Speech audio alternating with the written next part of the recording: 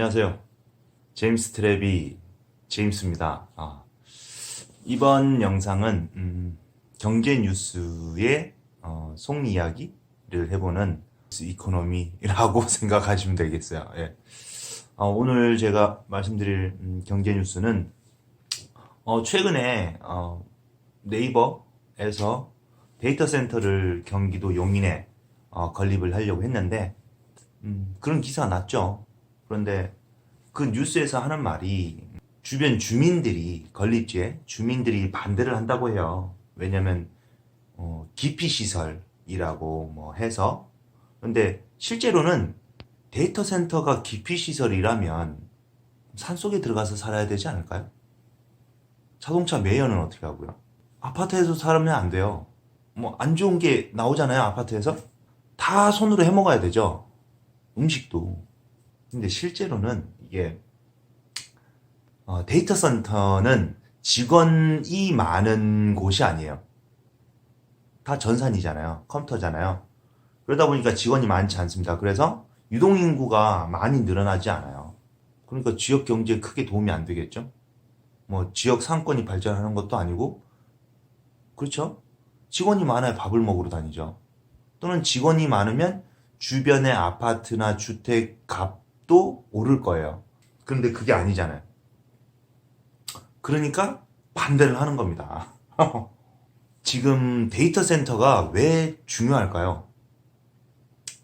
데이터 센터는 뭐 데이터를 저장하는 곳이잖아요. 쉽게 말해서 한마디로 클라우드 산업이란 말이에요. 그런데 우리나라의 클라우드 시장을 80%가 외국 기업이 장악하고 있습니다. 그럼 그 외국 기업과 경쟁해야 되는 국내 1위 기업 네이버에서 반대로 경쟁해줘야 돼요. 데이터 센터가 생겨서 좀 방어를 해줘야 돼요. 그런데 외국 기업이 돈을 다 벌어갑니다. 근데 네이버가 그거를 건물을 지어야 돼요. 데이터 센터를 지어야 돼요.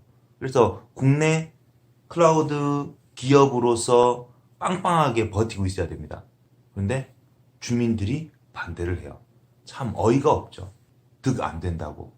자신에게 득이 되든 안 되든 국가 경쟁력을 생각한다면 건립을 하게끔 해야 돼요. 그런데 그러지 않죠. 자신들에게 득이 되지 않는다고. 이게 뭘까요? 국가 경쟁력? 국가의, 한마디로 이거잖아요.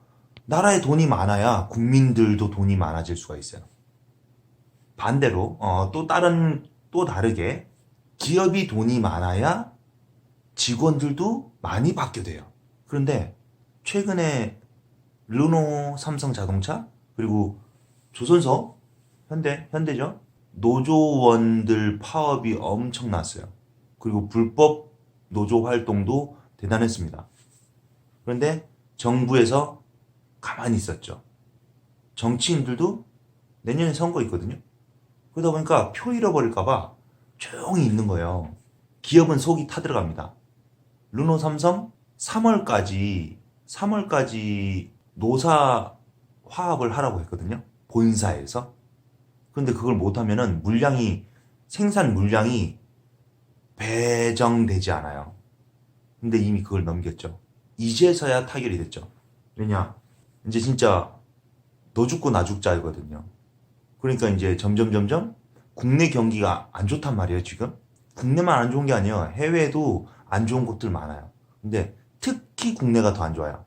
왜냐면 미중 무역 갈등, 무역 전쟁 때문에 지금 무역 전쟁이 왜 있는지 아시는 분들도 계시겠지만 모르시는 분들도 많아요. 경제 뉴스에 별로 관심이 없는 분들이 참 많습니다. 저도 뭐 그렇게 관심 있는 사람은 아니었는데 제가 하는 게 마케팅이고 컨설팅이고 기업 투자고 대체 투자이고 뭐 기업 평가를 해야 되고 투자처를 발굴해야 되는 입장에서 경제 뉴스를 안 볼 수가 없죠. 그래서 보다 보니까 참 답답한 경우가 많아요. 데이터 센터도 건립이 돼야 되고요. 불법 노조원들 나라에서 가만 놔두면 되지 않으면 안 됩니다. 그렇게 파업을 해대니까 대기업이 점점 해외로 공장을 설립하고 회사를 해외로 옮기고 하는 거예요. 중견기업, 중소기업 어떻게 했어요? 국내 인건비가 이렇게 비싼데 해외로 많이 빠져나갔습니다. 그리고 상속세 65%? 아이고 참. 해외는 없거나 15% 정도? 이 정도에서 끝나요. 그런데 국내는 뭐 기업을 하고 돈 많이 벌면 정말 나쁜 사람 취급을 해요. 우리나라에서 기업하면 좋은 소리 들을 수 있겠습니까? 못 들어요. 그러니까 해외로 나갈 수밖에 없는 거예요. 왜냐면 해외에서는 좋아하거든요. 세금 많이 낸다고. 그리고 국민들 먹여 살리잖아요. 왜? 월급을 주니까. 정부에서 월급 줄 거예요? 아니잖아요. 기업에 돈이 많아야 직원들에게도 돈이 많이 가요. 또는 설비 투자를 하고요. 인력을 더 뽑습니다. 근데 지금 뭐 현대 아니면 뭐 삼성, 르노 연봉 많이 받잖아요. 연봉 꽤 많이 받아요. 월 500은 초봉 월 500 넘는 걸로 저는 알고 있거든요. 그런데 더 달라고 합니다. 참 어이가 없죠. 달라고 하는 이유가 정말 어이가 없어요. 그냥 더 달라는 거예요. 어쩜 그렇게 욕심이 많은지. 사람은 누구나 욕심이 있지만 적당할 줄은 알아야 되거든요. 그런데 그 욕심 때문에 불법을 저지르는데도 정부에선 가만히 있습니다. 정치인들도 아무 말 못해요. 어이가 없죠. 그러니 해외로 안 가게 생겼습니까? 뭐 상속세가 그렇게 비싼데. 상속세는 왜 그렇게 비쌀까요? 가업승계하지 말라고. 해외에 보면 전문 경영인 쓰죠. 우리나라도 전문 경영인 쓰는 회사들이 있어요. 하지만 가업승계하는 회사들이 더 많죠. 외국은 가업승계가 없을까요? 없을까요? 해외 유명 가문들 있죠. 가문. 거기에서 회사의 주인이 누굴까요? 전문 경영인일까요? 가업승계 대부분 다 해요. 가업승계 합니다. 외국이라고 안 하지 않아요.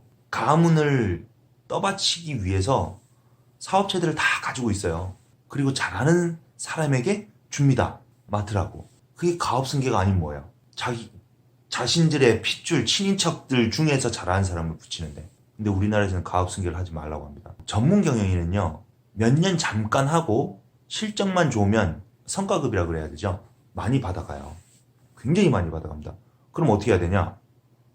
대규모 인원 삭감, 칼 빼들면 돼요. 무수히 많은 직원들을 자르면 됩니다. 그럼 수익이 올라요. 그렇게 해서 성과를 내죠. 근데 평생 해야 되는 가업승계한 평생 해야 되는 자식들은요. 사람을 함부로 막 자르진 못해요. 막 자르진 못해요. 그리고 외국처럼 직설적이지 않습니다. 뭐 조금만 잘못하면 욕을 어마어마하게 먹어요. 그래서 대규모 인원 삭감 같은 거 함부로 못합니다. 오히려 설비 투자하고 기술 투자하죠. 국내 직원들 잘 못 잘라요. 그런데도 국민들은 욕을 합니다. 저는 오히려 반대로 생각해요. 어떻게 생각하냐면 기업 하시는 분들 칼 좀 빼드세요. 칼을 빼드시고 정당하지 않은 거는 단호하게 나갔으면 좋겠어요. 뭐 그렇다고 기업이 모든 걸 다 잘하는 건 아닙니다. 분식 회계도 하고요. 탈세도 하고요. 뭐 여러 가지 있습니다. 하지만 직원을 함부로 자르진 않잖아요. 직원을 함부로 자르진 않잖아요.